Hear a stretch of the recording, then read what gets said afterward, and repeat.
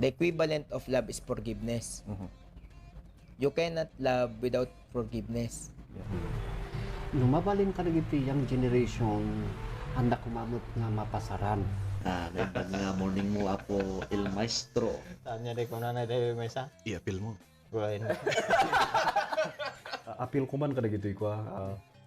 Pipi ako man pilit gansi. Tutok na. Di pa nag-approach mo rin? Amo pa. Approach? Kita. Nang nangag ko nga ibagbagan pa lang ni Lola kiti. You better know the substance of the law. Bayaw mo nang ibagas ni Manong. And who cares if people have dark skin, right? Kaanakan iti with expiration. You find any inspiration in this we have done, and you have done your noble part.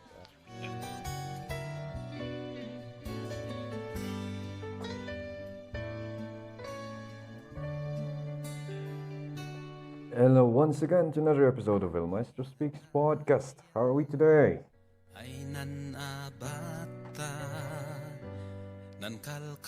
So today we won't be having any topics on history, but we'll be talking about some social situations that happened for this week, and I'll be sharing my opinion with you. Hope you will be sharing your opinion with me too, right? So last week we have the SIPAT here in the Cordillera. You remember that one? It's a holiday in the Cordillera, of course.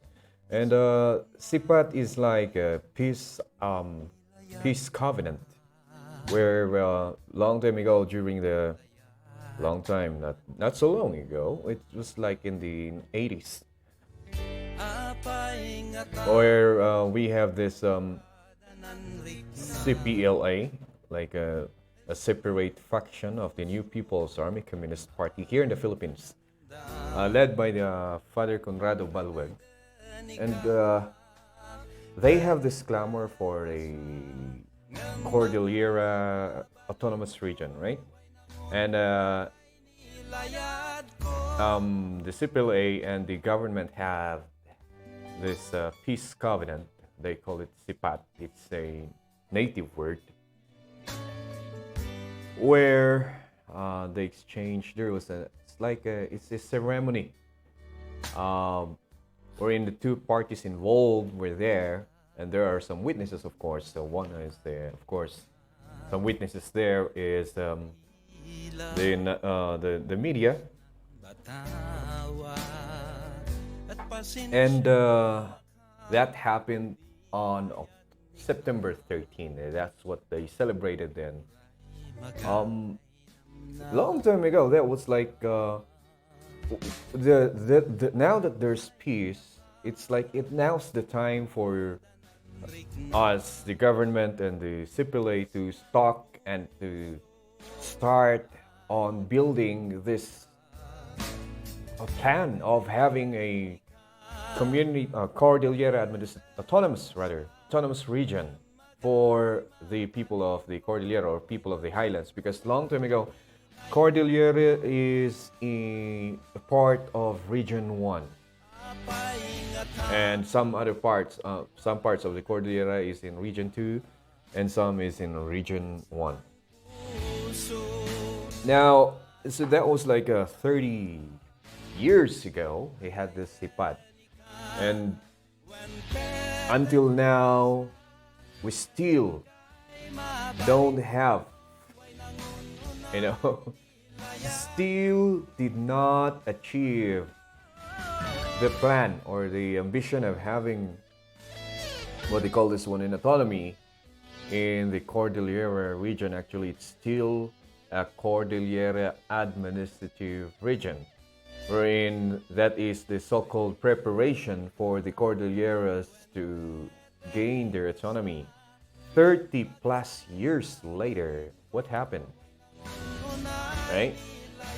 So this was during the time of President Corazon Aquino Sr. What am I saying? Corazon Aquino. I was thinking of the in-law, father-in-law. Now, during the presidency of Cory Aquino, the SIPAT happened, of course, and um, people are expecting that they'd be having the autonomy soon, and then some people, some thinkers of the Cordillera say that Corazon Aquino turned her back on that peace covenant. I'm not really sure if it's true. Well, I'm still young during that time, but the evidence of until now, like that peace covenant happened when I was so little. Now, I'm more than 30 years old, and still we are. The Cordillera is still under Cordillera Administrative Region. So make of that what you will, but some people would think that the government itself, the Philippine government, turned their back on this peace covenant. So the reason that happened, like I said, is that so we can start moving on towards the plan of having an autonomous region. Well, for now, there are some people working on it, and we are hopeful, Cordillera people are hopeful that the autonomy will come to us soon. Autonomy would entail a self-governance for the Cordilleras, wherein the income of the region will go to the region itself. So if people don't know, say if you don't know yet, Cordillera is one of the richest region in the country. We got a lot of mining company here, mining golds. The problem is a large portion of their taxes goes to what they call the Imperial Manila. It's like it goes to the national, and then a small part of the tax goes to the location of the mine. So just imagine that. And if the autonomy is granted to the Cordillera, then of course more developments for the region. And we're hopeful, even though it looks like it's like a little bit bleak now. Like you remember the past podcast, I talked on the history of how we had the Cordillera Administrative Region, that the plebiscites. There are like 2 plebiscites already that happened. If Cordillerans would like to have an autonomy or not, and it didn't go through for 2 times already. I'm hoping that with the advent of social media and podcasting and likes and vlogging of people who understand this system well, those who are campaigning for it, working for it, the advent of social media would make it easier for people to understand what autonomy means. It's like for those who are listening or not in the country like this, it's like comparing it to the United States, where you have the state has the autonomy to govern itself without the what do you call that one? Without middling from the federal government, something like that. Now, there are 2 choices. It's either the government of the Philippines will be changed into a federal system, right? And all of the states or the regions will now have the authority or autonomy to govern themselves. The thing there is, we might be mixed up. The Cordillera Administrative Region will be mixed up with other regions to form a new state, and that would not be beneficial to the Cordillera region. Like we said before, Cordillera region is composed of people with a strong classic culture that they adhere to until now, and they had their own ways. They have their own beliefs. They have their own way of running things. And that won't be preserved if they would be mixed up with other regions to form a new state. So what I'm saying is that if the Philippines would have a federal government, it would be better if the Cordillera Administrative Region will remain as one state, as to with the brothers of the South, the Muslim region in the South would still have, or would still be in one, what do you call it, one autonomous region or autonomous state. Luckily for Mindanao, they have this Bangsamoro National, it's like an autonomous region for Muslim Mindanao that they achieved already. So they have their right to govern themselves according to their will. Of course, following, it should be aligned still in the national or the constitution of the national government. It's just like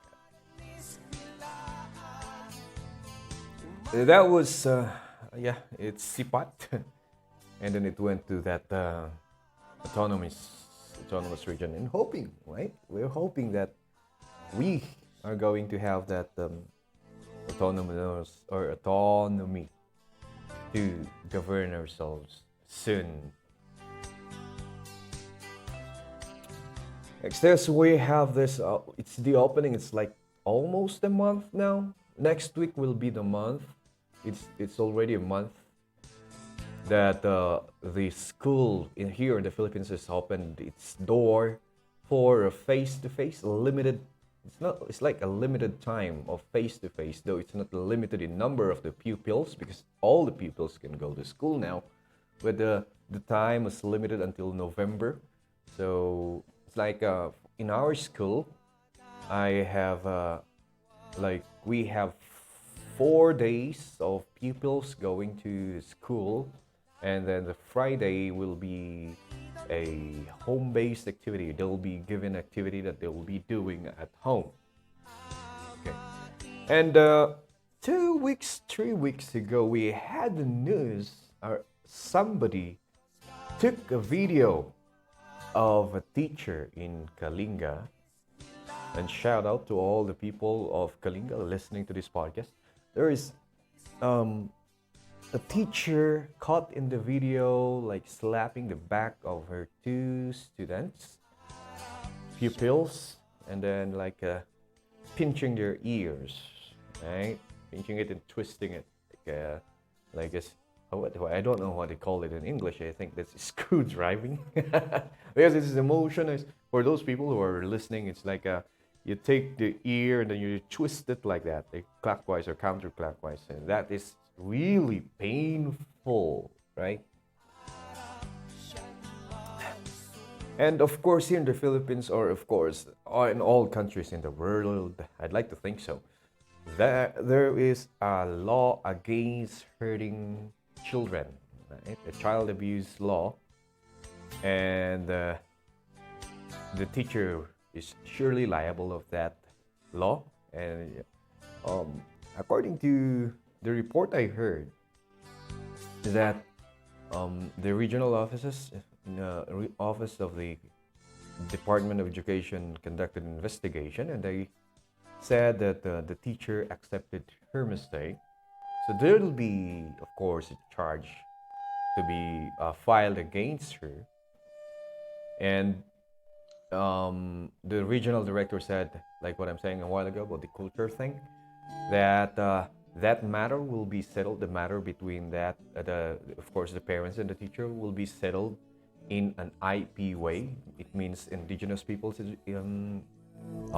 way of solving things. We have that, of course, here also in the Cordillera, and we call it tungtungan, and they'd be talking about it in a peaceful manner, and whatever punishment the elders would think is commensurate to what the teacher did, and the teacher must oblige, right? And my opinion here is that when I was growing up, that thing that you saw, I don't know if you can still find the video of what she did. What she did is because she asked the 2 boys to do board work. For those who didn't watch the video, She asked the two boys to do a board work. I think it is a math problem, and then the students don't know how to do the problem or how to solve the problem. So she said, "Oh, you are already in grade 5. You don't know how to multiply." I think that's what she said. I'm paraphrasing here, but I think that's what she said. So she went in front and then she slapped the back of the two pupils like really hard, and then took the ear and then twisted it like that. That thing, when I was young, is no. you will not be smiling wide if you have not experienced that. When I was young, it's like you will be the butt of the joke if the teacher did not whip you or something. Yes, I'm not kidding. Actually, that is when we were young.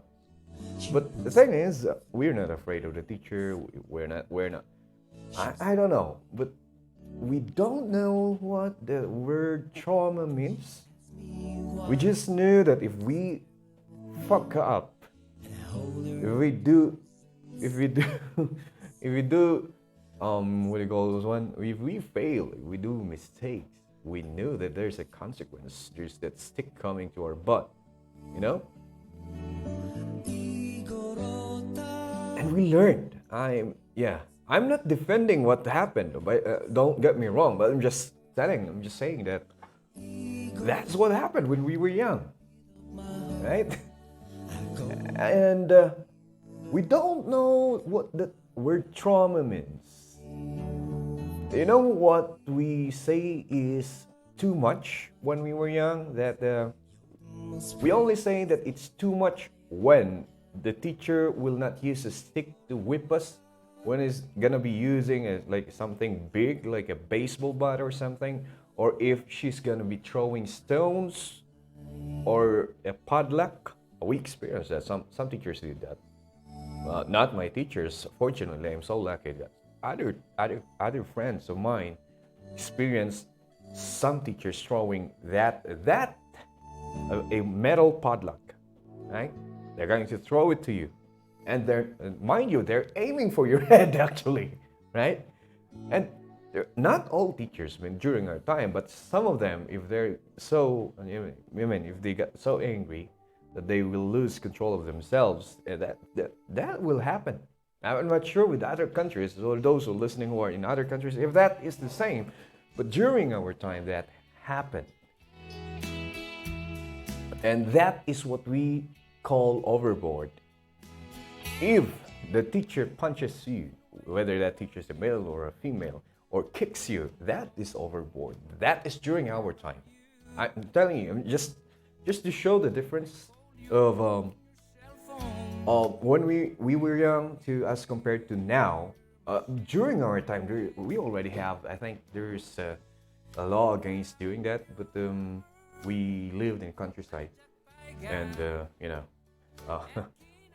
we don't know a lot of the rules. But what we say is overboard are those things like they kick you or they punch you or they throw stones, and if they use not a whip to punish you, that is overboard. But squatting, like you're going to do, how can I describe this? For those who are listening, when you squat, like you sit in an imaginary chair for a prolonged period until your legs will burn. That's so painful. We take that as our, what do you call that one? It's like a reward or something. Like if you did that, and when you were going home, you would be saying, "Oh wow, our teacher punished me, and I did it, and I lasted for so long, and I'm good, I'm strong," something like that. We view it like that. I don't know why, but maybe it's the culture of the generation that I've grown up with. And we don't know trauma. We love the teacher. We still love the teacher who whipped us every day. Honestly speaking, I learned how to read because of the stick, right? And all of us, all of the generations, would be having a story about how the teacher whipped you or something. But then, time changes, right? So time changes, and the way of disciplining kids, as a result of psychological studies and things, has changed a lot. I don't know in other countries, maybe in America. Those who are listening in America right now, that changed a long time ago. Now look at the results in your country. Now, this thing here about this teacher, going back to the teacher who slapped the back of her students, I mean, that is so normal to us during that time. But nowadays that is a big no-no. So what I can say is that the teacher must face the consequence of her action. Every action, in my opinion, and it's reality, every action has an equal and opposite reaction. So, the thing here is I pity the teacher a lot because she's been teaching for like 20 years.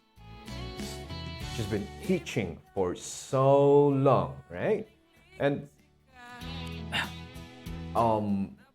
in her entire career,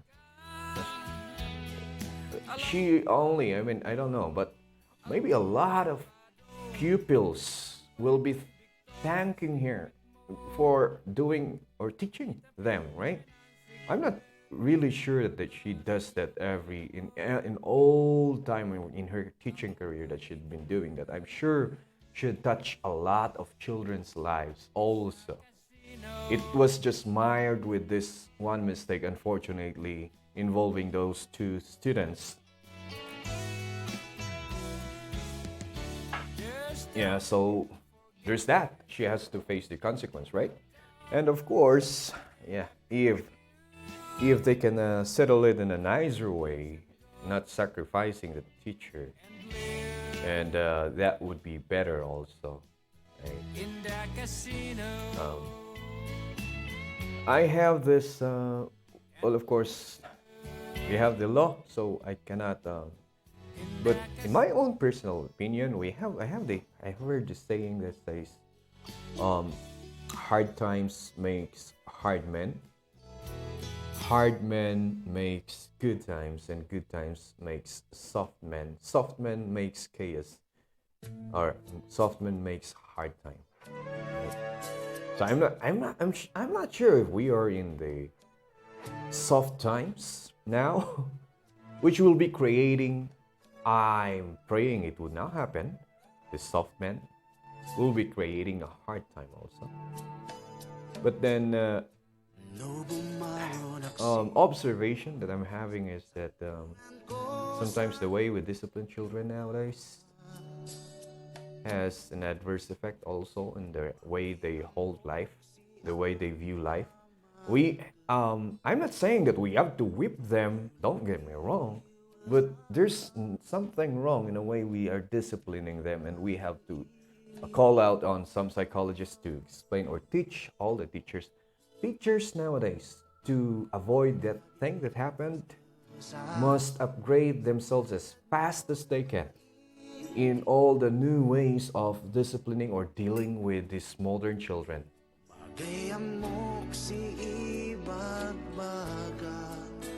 Because if we will be trying to implement what we know, the old ways of trying to discipline people, and then we will lost for sure. We'll be losing our career. We'd be going to jail. We'll be wasting our life. All the dedications that we'll be having for this job will be gone in an instant.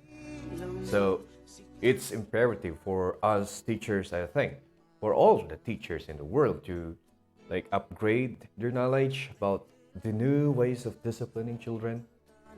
And what I want to have here is that I want to share, or rather, is that we should find ways to discipline children wherein they still know that all their actions have consequences, right? That they cannot run away from the consequence of their actions by hiding behind the walls of law that will protect them. They should remember, they should have that in their mind. That's the number one thing. A sense of responsibility must be instilled in them. The accountability of their action must be there. I think that is what's losing nowadays, the accountability and responsibility. They just, do things because they know they are well protected by the law. And you might say that, oh no, they don't know that because they're just children. No, I don't think so. Children nowadays are good. Excuse me. Children nowadays are good, they understand. They understand things that we can't understand.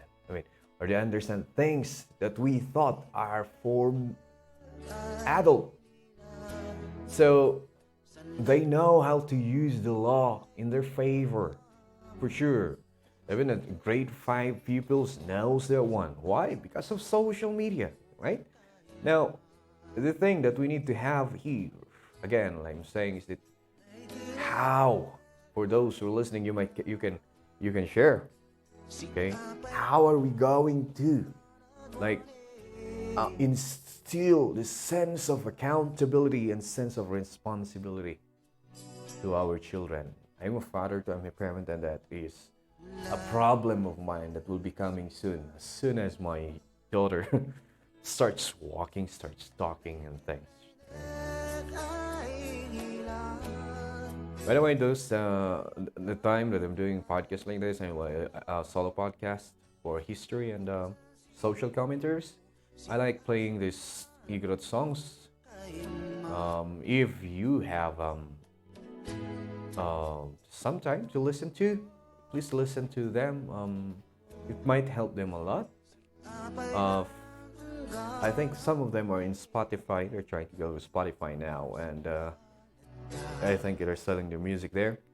And some of them are collected in YouTube, being mixed by other YouTube creators.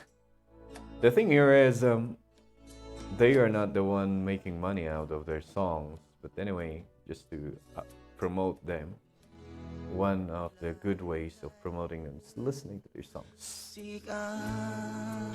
Another thing that happened this week is that here in the Philippines we have this what we call the anti-bastos law, which is like a Safe Space Act, which is prohibiting the prohibiting, I did not read it entirely, but prohibiting the commission of a egregious act towards other people in any medium possible. Like you cannot do that in the social media. You cannot do that in face to face. You cannot do it through phone. You cannot disrespect them. And here in the Cordillera, we have a vlogger here. His name is the vlog name is Jackfloyd Sawyer. And there was this earthquake that happened in July, wherein another vlogger, an Igorot vlogger also, and her name is Maya Magdalena, who posted something about where is the president. All of the north region of the Philippines there is affected of this very strong earthquake, and why is he not around? And this guy, Jackfloyd Sawyer, is a vlogger, and I think all his content is more of a comedic effect. So it's like he's a comedian, trying to be a comedian, making people laugh by creating a content that is it's like nonsense at all. Nonsense. There's no thought of it. Just like saying things that is just to make people laugh. That's his content, right? And then when he saw the post of Maya Magdalena, and then I think he wants to defend the president, so he created a post wherein he said that in Tagalog it's a kulang ka lang sa dilig, which means, for those who are listening in or English people, kulang ka lang sa dilig means it's like a metaphor. Is it a metaphor for someone who didn't have enough sex, something like that. So it's a little bit below the belt, yeah. And there are some words that he said there. Okay. Now, watching the video, it's, in my opinion, that is like it's a satiric, a comedic content, right? Because that's what he always do. Now, Maya Magdalena filed a case against him, and the prosecutor of the court where he filed a case approved for it, and that the vlogger Jackfloyd Sawyer got arrested, and he bailed in the amount of 30,000 pesos. Actually, the bail is set to 50,000 pesos, but he haggled with it, and I didn't know you can do that in court. Like I thought if the bail was set to a certain amount, that you really got to pay that amount. Like, it's my first time to read the news wherein someone haggled for ask for a discount for a bail. Now, another fun part of the story. That's it. Anyway, it's just the ignorant part of me. I didn't know that you can do that, but it's in the court record. And then he bailed for 30,000 pesos, right? And now he's out and waiting for the hearing of their case. Now, my opinion here is that the vlogger Jack Sawyer Floyd is a comedian in a sense, because all of his, like I said, all of his content, it's in the native tongue. I just wish you can watch it and you can understand what she's saying, but it's like a stand-up comedy using a phone. Like for those who are in America, if you know Tim Dillon, right? It's just like that. When Tim Dillon did that sketch of like he is was it the son of the daughter of a former Megan? Is it Megan? Megan something, wherein he was acting like that and then saying things right there. It's totally the same. It's totally the same with what this Jack Sawyer Floyd did. But then in the Philippines, we have this law, Safe Spaces Act. And that's where he got caught. Like, fish, if it talks a lot, if you use your mouth a lot, you get caught by your mouth. And Jack Sawyer Floyd got caught by his mouth. Now he is facing this case. My opinion, maybe it's over the top, a little bit over the top. But who would take a guy like that seriously, right? But then still, the essence of the law is that if the person where the insult is being directed to, or where the content is being directed to, felt unsafe or insulted, then she or he has all the right to use the law to protect herself or to protect your feeling, right? And that's a very big problem with this law that was passed. I hope somebody will take a look at this and re-amend it. Because though we have also, of course, we have this freedom of expression, right? I think it's suppressing it a little bit. But on the other hand, also, we have that we should not insult other people, right? Something like that. And I'm kind of divided, but in a way, I'm thinking that I think it's not life-threatening in a way, right? It's not life-threatening to hear those things. Though I understand the part of the woman, if you'd be called like that with all those lascivious things that the vlogger said, that is a little bit, it's way overboard in the Filipino culture, that is, right? So she has all the right to complain, of course. The thing here is, starting from now, all of the vloggers and content creator will be so wary of saying things. They cannot freely express themselves now because of that law. And of course, it would be maybe in a moralistic point of view, that will be good, right? Because you'd be guarding your mouth, which everyone should do. But other people's, like the former president of the Philippines, can swear in front of national TV all the time. Every time he gives his speech, Like now, because of the situation here, and mind you, Sawyer Floyd was the very first here in the Cordillera to be facing a case involving this new law. But then, in a moralistic point of view, which is including, which will be, of course, it has a very big implication to our culture, is that we Filipinos have that, we are, what do you call that one? We are classical.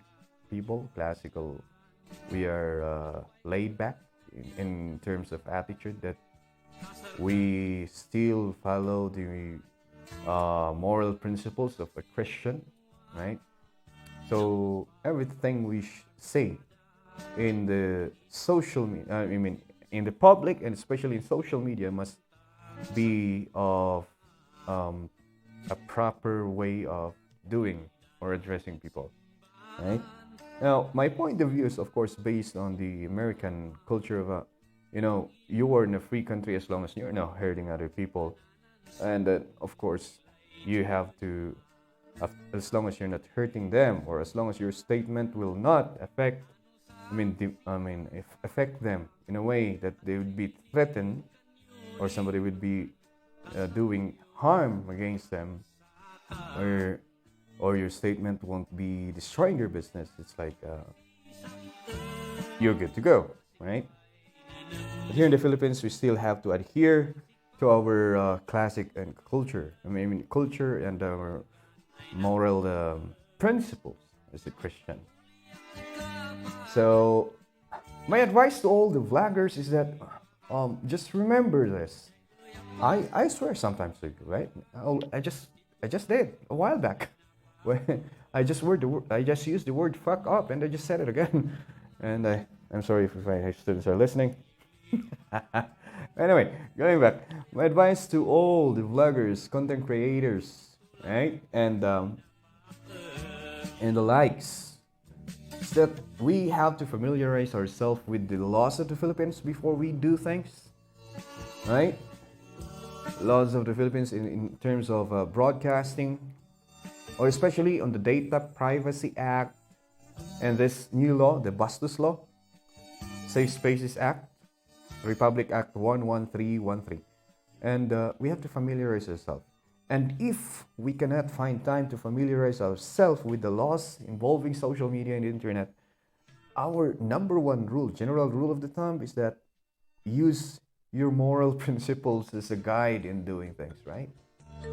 When we were young, we were taught to do things in a proper way. Even if nobody was watching us, we got to do that. That's self-discipline, right? And that can be useful if you cannot familiarize yourself with the laws. That is your guiding principle, guiding law. Okay. Do good, be good. Something like that. Okay. Well, the statement of Jackfloyd there, if you're going to base it on the Philippine culture, that is way overboard. I'm telling you.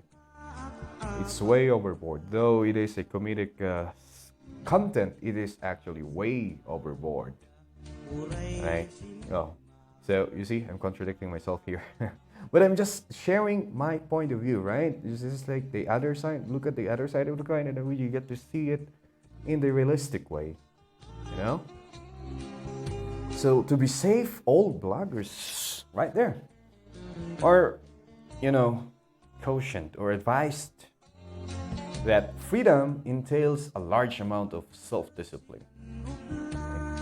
Freedom must, entail a lot of self-discipline. You got to remember that always. You don't want to be included in this. Number of people, bloggers being indicted or being indicted, we sued for doing content that is way overboard. There was also one time wherein there's a TikTok user who, I don't know, the TikTok challenge where her content was that she's going to ride on a motorcycle, I guess, while taking a bath. It's crazy. It's crazy. She did it and she put it on a video. And you know that there's a rule here in the Philippines that every time you ride a motorcycle, you gotta wear safety equipment. Like safety equipment, what are those? Helmet, you gotta wear shoes, those things. If you are riding a motorcycle wearing flip-flops here in the Philippines, you'll be fined. And this TikTok user took a bath while riding a motorcycle.